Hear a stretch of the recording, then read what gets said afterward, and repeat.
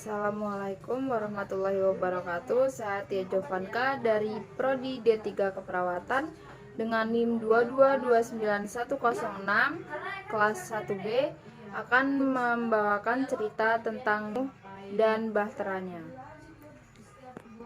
Usai menerima perintah Allah Subhanahu wa Ta'ala untuk membuat sebuah kapal, Nabi Nuh kemudian mengumpulkan para pengikutnya dan mereka mulai membuat kapal. Namun apa yang dilakukan oleh Nabi Nuh dan pengikutnya ternyata malah menjadi beban ejekan dan cemoohan. Nabi Nuh pernah berkata kepada mereka yang mencemoohnya, "Jika sekarang kalian mengejekku dan orang-orang yang bersamaku, sebentar lagi kami akan mengejek kalian karena aku tahu siksaan dan kebinasaan yang bakal menimpa kalian.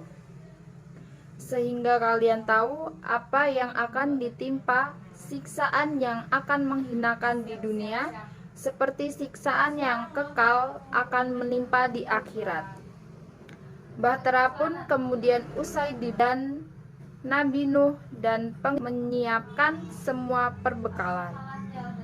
Tak hanya itu saja, Allah juga memerintahkan Nabi Nuh untuk membawa berbagai hewan yang berpasangan jantan dan betina. Pada saat semua pembekalan sudah siap, Nabi Nuh pun berkata kepada pengikutnya, "Naiklah ke dalam kapal dan menyebut nama Allah di waktu berlayar dan berlabuh. Sesungguhnya Allah Maha Pengampun lagi Maha Penyayang." Allah kemudian berfirman, "Maka kami bukakan pintu langit dan air yang curah. Kami jadikan bumi memancarkan beberapa mata air, lalu bertemulah air-air itu untuk suatu urusan yang sungguh ditetapkan.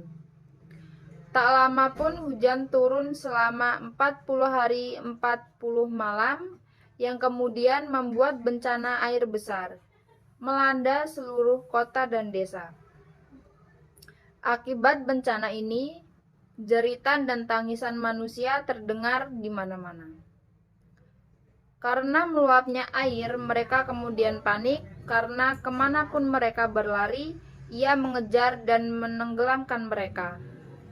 Pada saat itu tidak ada tempat berlindung dari banjir yang dahsyat itu, kecuali kapal Nabi Nuh, yang terisi penuh dengan mukmin dan pasangan makhluk yang diselamatkan oleh Nabi Nuh atas perintah Allah. Bani Rasyid pun benar-benar telah hancur tersapu banjir yang maha dahsyat tersebut. Namun pada saat bencana besar ini, Nabi Nuh juga kehilangan anaknya yang bernama Kan'an. Anaknya tersebut bahkan telah ia perintahkan untuk segera menaiki kapal bersama kerabat dan pengikutnya. Namun Kan'an malah menolaknya dan memilih mencari perlindungan ke gunung yang ia yakni mampu menyelamatkan dari air bah. Nabi Nuh begitu sedih dengan sikap keras kepala anaknya. Akhirnya pun Kan'an pun tenggelam bersama Bani Rasyid yang zalim. Mereka semua tewas tersapu banjir yang maha dahsyat tersebut. Meski merasa sedih melihat Bani Rasyid lainnya yang zalim telah tewas menjadi korban banjir besar, Allah memberi perintah kepada bumi dan langit agar berhenti melaksanakan tugasnya. "Hai bumi, telanlah airmu, dan hai langit, berhentilah." Air kemudian surut.